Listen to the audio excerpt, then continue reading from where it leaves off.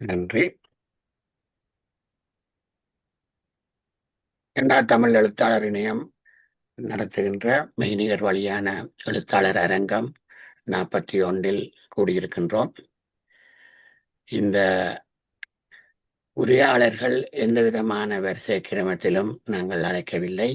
ஒவ்வொரு மாதமும் யார் ஒருவரை அணுக முடியுமோ அவருக்கு வசதியாக, எங்களுக்கு வசதியாக ஒரு எழுத்தாளரை நாங்கள் அணுகி அவர்களுடைய எழுத்து பயணத்தை பற்றியும் அவருடைய படைப்புகளை பற்றியும் உரையாடுவதற்காக அழைத்து வருகின்றோம். அந்த வரிசையில் கனடாவில் மட்டுமல்ல மற்றும் உலகின் மற்ற பாகங்களிலும் கூட ஈழத்திலும் கூட புகழ்பெற்ற எழுத்தாளராக விளங்குபவர் எங்கள் அன்புக்கும் மதிப்புக்கும் உரிய திருமதி ஸ்ரீரஞ்சனி விஜயேந்திரா அவர்கள்.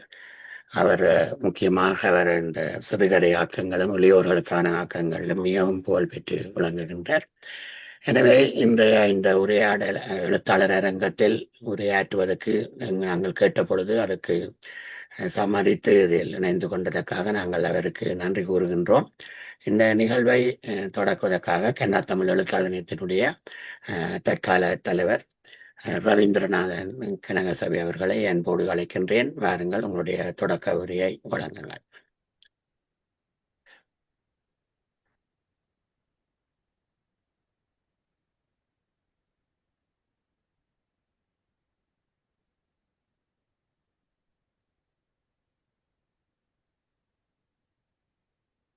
தமிழ் தாய்க்கு வணக்கம்.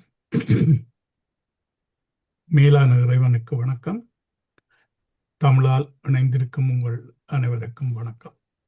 உயர்வான இந்த எழுத்தாளர் உரையரங்கத்தில் இணைந்து சிறப்பிக்கும் பெருமக்கள் அனைவரையும் கனடா தமிழ் எழுத்தாளர் நிலையத்தின் சார்பில் அன்போடு வரவேற்கிறேன். உரையரங்கத்தின் 40வது நிகழ்வு என்று இடம்பெறுகிறது.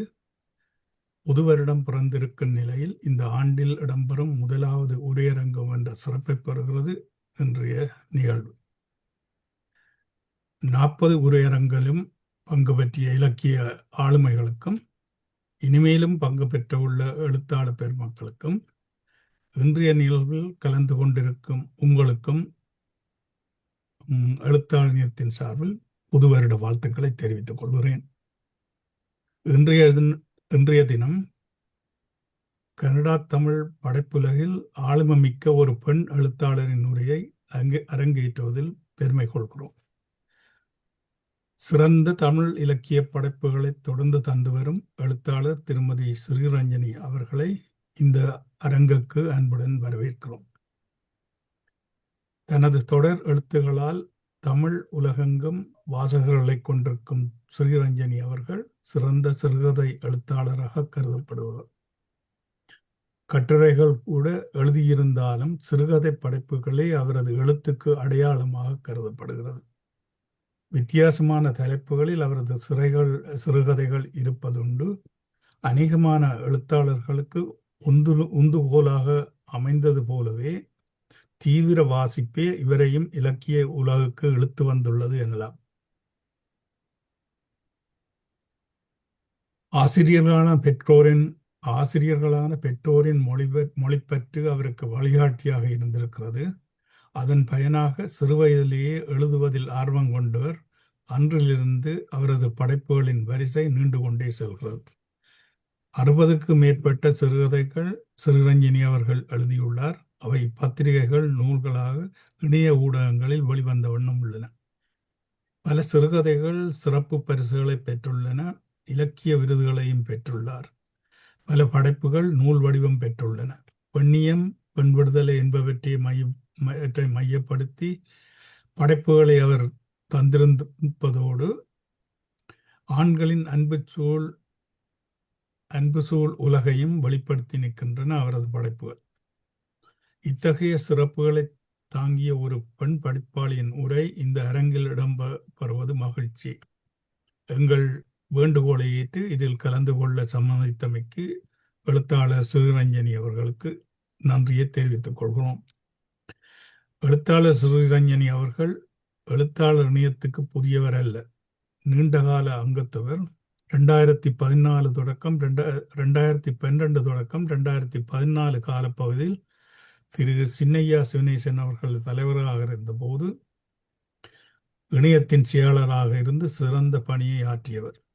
எழுத்தாளர் இணையத்தால் வெளியிடப்பட்ட சங்கப்பொழில் மற்றும் 25 எழுத்தாளர்களின் கதைச்சிரம் ஆகிய வெளியீடுகளில் சிறுரஞ்சனி அவர்களின் கதைகள் இடம்பெற்று வரவேற்பை பெற்றுள்ளன.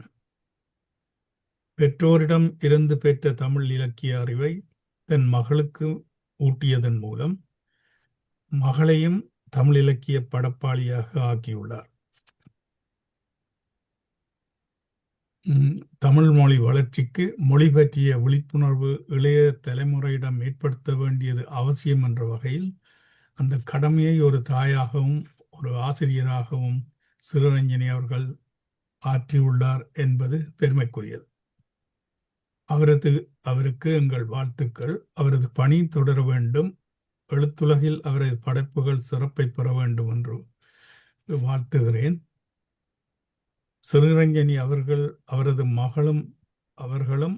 மகளும் இணைந்து எழுதிய ஊர் திரும்பல் என்ற சிறுகதை தொகுப்பின் ஒரு இலக்கிய உளவியல் பார்வை இந்த மாதம் தாய்வீடு பத்திரிகையில் வந்திருக்கிறது.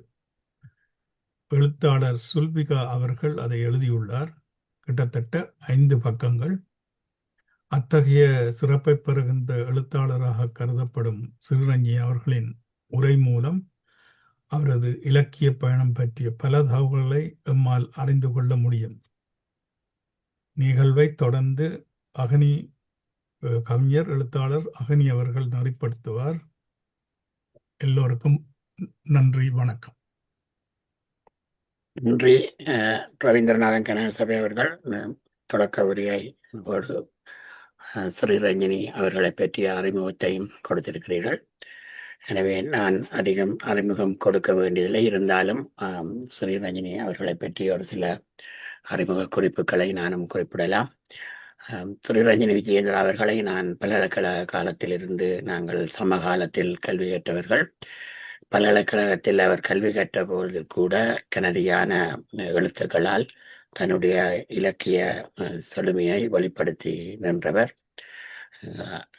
அவர் அன்றிலிருந்து இன்று வரை தொடர்ச்சியாக தன்னுடைய படைப்புகளை செய்து வருகின்றார். பேராதனை பல்கலைக்கழகத்தில் விவசாய பீடத்திலே பட்டம் பெற்றவர். அத்தோடு முக்கியமாக இங்கே ஏற்கனவே குறிப்பிட்டது போல அவருக்கு பல விருதுகள் கிடைத்திருக்கின்றன. குறிப்பாக ஈழத்திலே அவருக்கு சாகித்ய விருதுகள் எல்லாம் கிடைத்திருக்கிறது. அவர் தன்னுடைய படைப்புகளை பற்றி கூறுகின்ற பொழுது அந்த விவரங்களையும் அவர் குறிப்பிடுவார். கனதியான படைப்புகளால் ஒரு சிறந்த கதாசிரியராக முத்திரை பதித்து வருகின்றவர். அதே நேரத்தில் அவர் ஒரு தமிழ் ஆசிரியை, மொழிபெயர்ப்பாளராக விளங்குகின்றார்.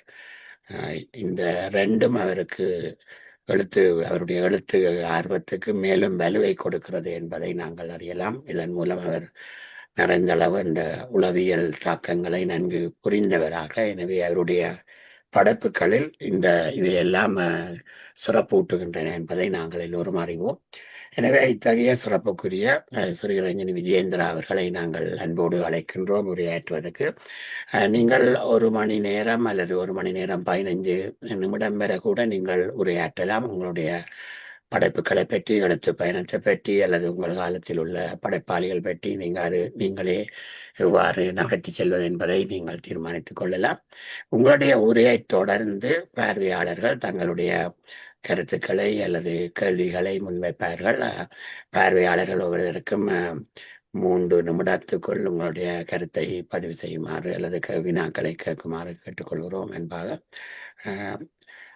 இப்பொழுது நாங்கள் வாருங்கள், எங்கள் அன்புக்கும் மதிப்புக்குரிய எழுத்தாளர் ஸ்ரீரஞ்சனி விஜயேந்திரா அவர்கள் வாருங்கள், உங்கள் உரையை தொடங்கலாம்.